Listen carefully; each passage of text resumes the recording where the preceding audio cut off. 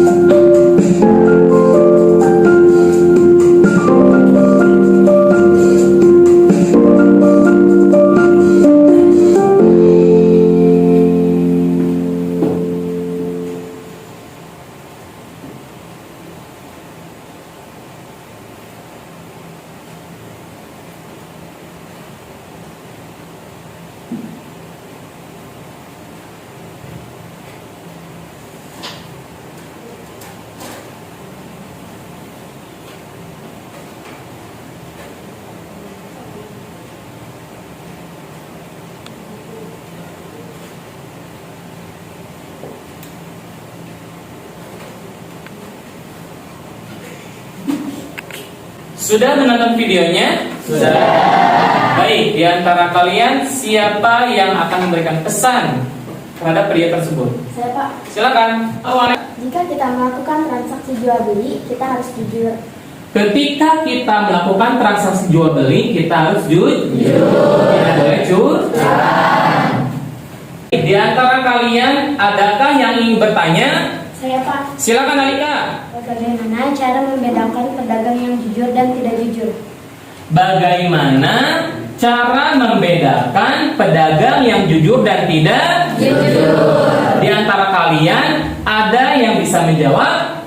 Saya, Pak. Silakan Denis. Menurut saya, cara membedakannya ketika pedagang tersebut menimbang barang dagangannya. Apabila pedagang tersebut menimbang barang dagangannya sesuai dengan takaran, maka pedagang tersebut jujur. Dan sebaliknya, jika pedagang tersebut menimbang barang dagangannya tidak sesuai dengan takaran, maka pedagang tersebut tidak jujur. Baik, betul. Cara membedakannya adalah jika pedagang tersebut menakar dan menimbang sesuai dengan takarannya, berarti pedagang tersebut jujur. Tetapi jika sebaliknya, pedagang tersebut tidak jujur. Kita kasih aplaus untuk Denis.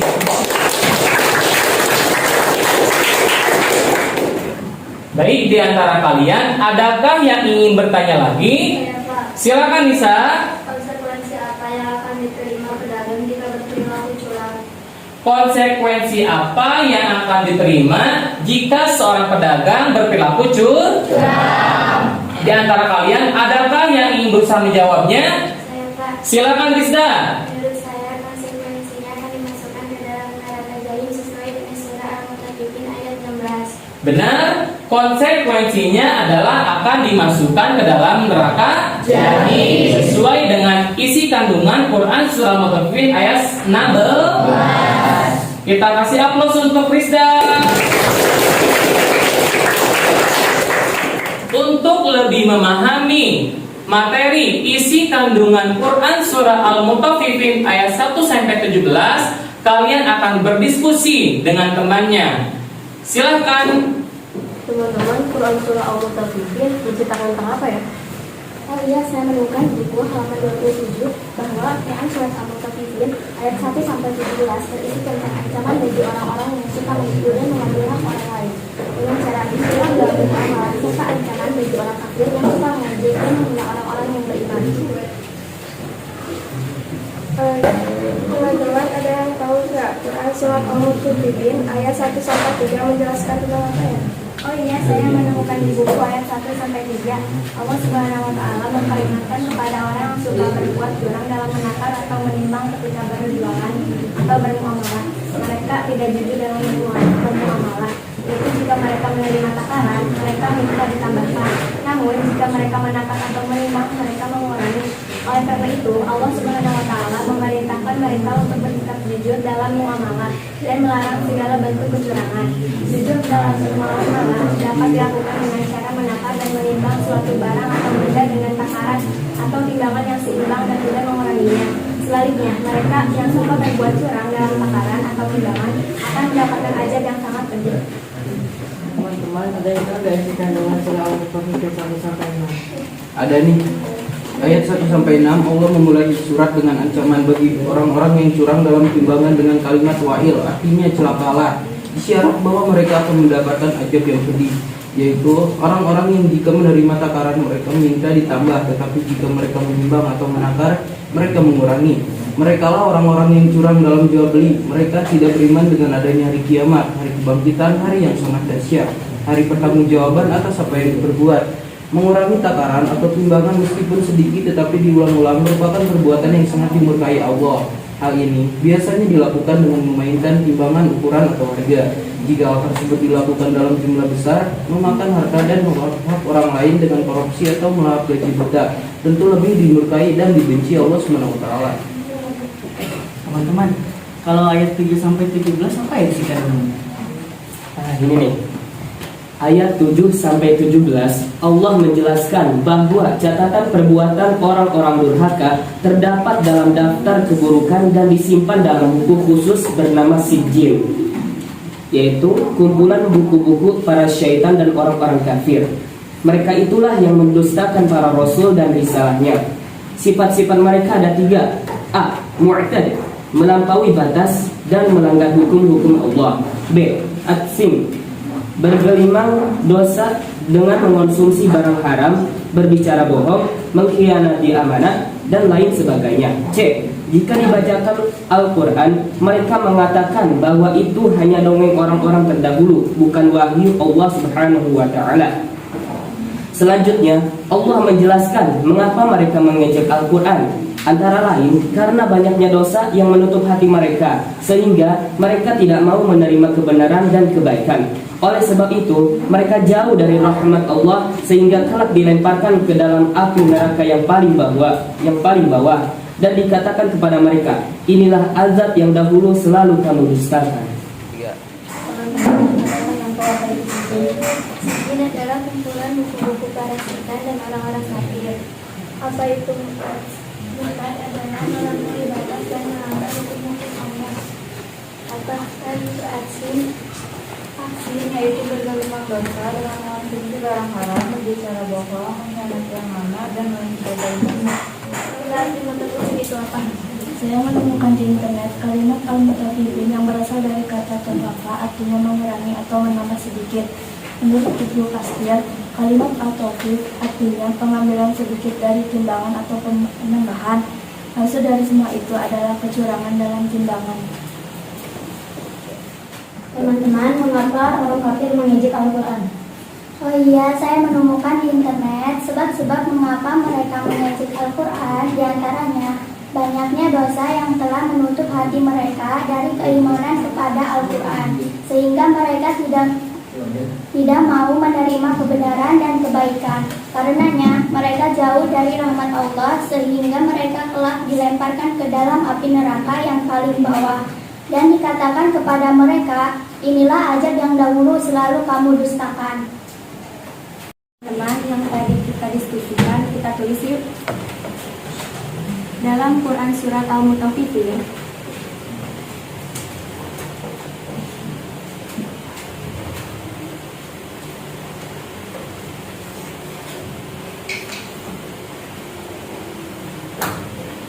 ayat 1-17,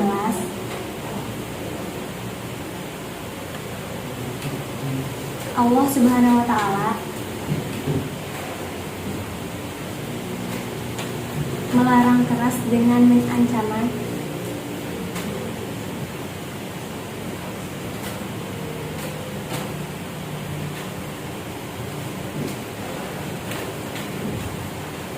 azab yang sangat pedih.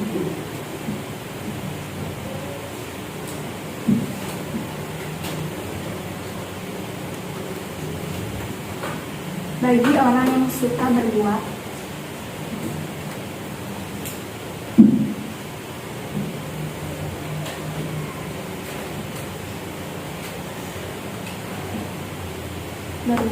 curang dalam jual beli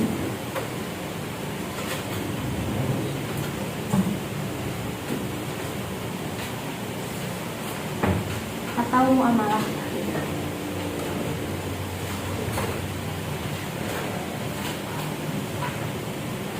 Mereka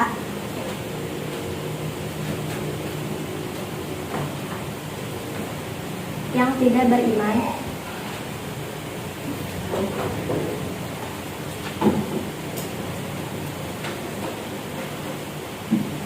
dengan adanya hari kiamat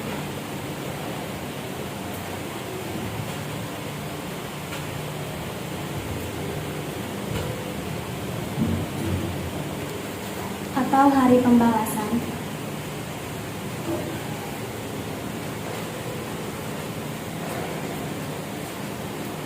kelak akan dilemparkan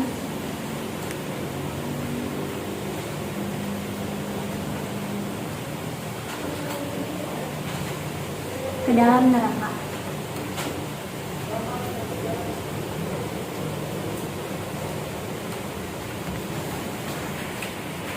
Saatnya kalian mempresentasikan hasil diskusi dengan teman kelompoknya. Bapak harap ada beberapa kelompok yang akan mempresentasikannya. Kelompok siapa dulu, silakan. Silakan, Mbak ya. Assalamualaikum warahmatullahi wabarakatuh. Waalaikumsalam warahmatullahi wabarakatuh. Saya perwakilan dari kelompok 4. Saya akan mempresentasikan hasil diskusi kelompok kami. Kandungan Quran Surat Al-Mutaffifin ayat 1-17 berisi tentang ancaman bagi orang-orang yang suka menipu dan mengambil hak orang lain dengan cara curang dalam bermuamalah, serta ancaman bagi orang kafir yang suka mengejek dan menghina orang-orang yang beriman. Pada ayat 1-3, Allah Subhanahu wa Ta'ala memperingatkan kepada orang yang suka berbuat curang dalam menakar atau menimbang ketika berjualan atau bermuamalah. Mereka tidak jujur dalam muamalah, yaitu jika mereka menerima takaran, mereka minta ditambahkan. Namun, jika mereka menakar atau menimbang, mereka mengurangi. Oleh karena itu, Allah Subhanahu wa Ta'ala memerintahkan mereka untuk tetap jujur dalam muamalah dan melarang segala bentuk kecurangan. Jujur dalam muamalah dapat dilakukan dengan cara menakar dan menimbang suatu barang atau benda dengan takaran atau timbangan yang seimbang dan tidak menguranginya. Baliknya, mereka yang suka berbuat curang dalam takaran atau timbangan akan mendapatkan ajab yang sangat pedih. Baik, ayat 1-3 menjelaskan tentang apa? Ancaman Allah kepada orang yang selalu berperilaku curang. Oke. Lagi yang akan mempresentasikannya? Silakan. Pada ayat 10-17 Allah Subhanahu wa Ta'ala juga memberikan ancaman kepada orang-orang yang mendustakan hari pembalasan atau kiamat, yaitu mereka yang tidak mengetahui atau tidak membenarkan adanya hari pembalasan. Mereka adalah orang yang murtad dan aksim. Murtad adalah orang yang telah melampaui batas dan melanggar hukum-hukum Allah Subhanahu wa Ta'ala.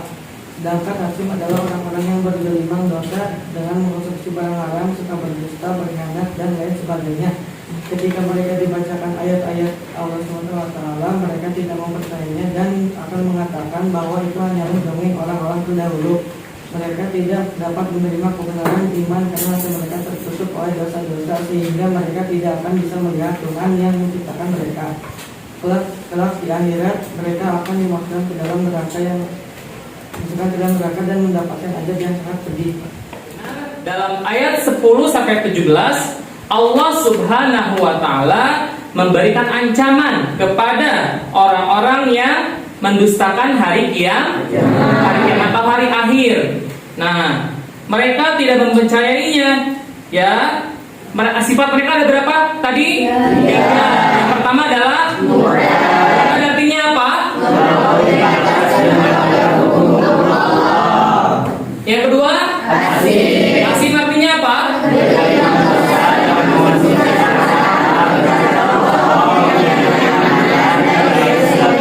Yang ketiga sifatnya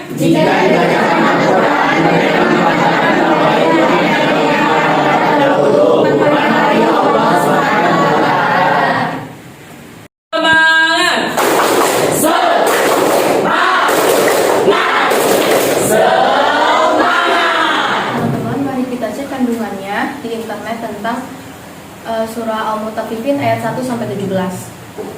Dalam Quran surah Al-Mutaffifin ayat 1-17 dijelaskan bahwa Allah telah menyiapkan neraka jahim bagi orang-orang yang mendustakan risalahnya. Bahkan Allah menyatakan bahwa segala catatan pembangkangan mereka tercatat dalam sijin yang disimpan di level bumi paling rendah. Oh iya, yang tadi kita tulis sudah sesuai kok tentang isi kandungan Quran Surat Al-Mutaffifin ayat 1-17. Siapa di antara kalian yang akan menyimpulkan pembelajaran pada hari ini? Ya, Pak. Silakan, Iqbal. Orang yang curang dengan jalan mengurangi takaran dan timbangan dalam jual beli termasuk orang yang celaka. Dalam Quran surah Al-Mutaffifin disinggung masalah orang yang berbuat curang dalam hal takaran dan timbangan dalam jual beli dan orang yang tidak percaya dengan adanya hari kiamat. Orang yang berani melakukan kecurangan dalam jual beli atau berbisnis akan memperoleh kehinaan dan siksaan kelak di akhirat. Perbuatan mengurangi timbangan dan takaran serta menggelapkan harta orang yang banyak tidak akan terjadi kecuali orang yang ingkar pada hari kiamat.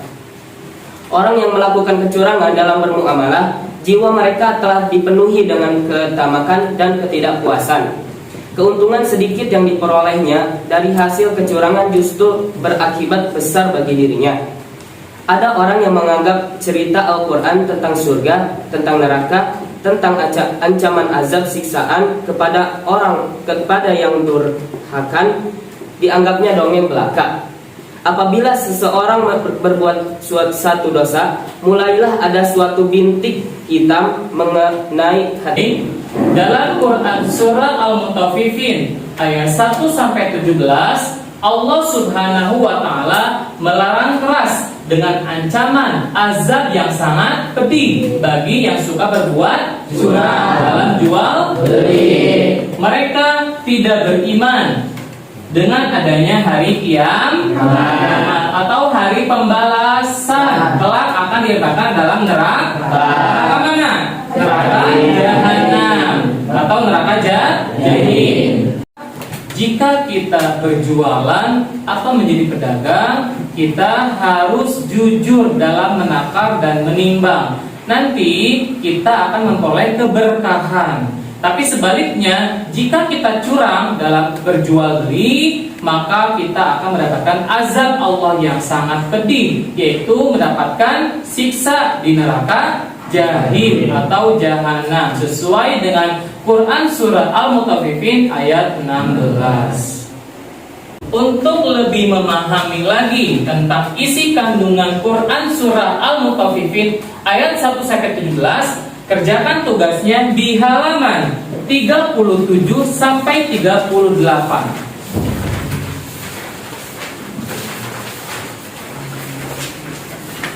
Nanti dikerjakan ya. Ya.